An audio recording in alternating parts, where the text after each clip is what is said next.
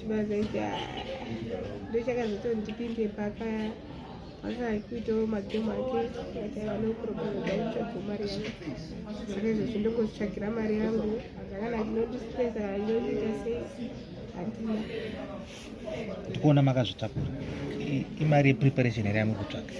Imari yepreparation dumbu racho nderake munhu wacho, zvino haasi kana kuti kana kuita sei, hapana.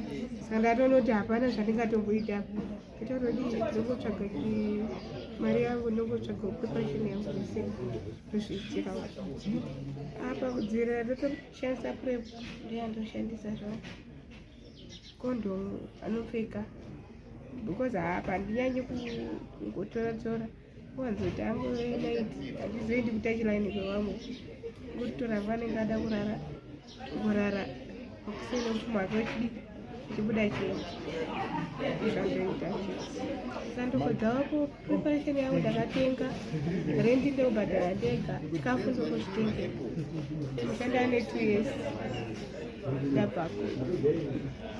Chii chakaita kuti ubveko? Kuno ndakauya ndichida kuona vamwe, ndichida kuona mambo wangu ari kuno, ndoda ndichida kuona ndopoda kusvikiro nemereji yakazongoitikawo yazongoganukawo zvayo. Toti usiku wacho futi kuri kutanga kana kuma-12 $15 kusvika 6 achibuda umba. Ndikurudziro yangu yandotoitsvaka kune vari mereji zvo, ukozoti kana muchipiwa mari musazochiva vanhu vari kuzha havana kana basa vari kuzha.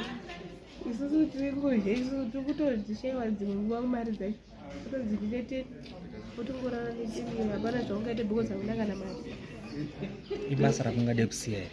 Iri ndingatoda kurisiya ndikatowana anotoda ndichengeta kana kuita sei achindipa mari yangu zvese ndichizviwana mba.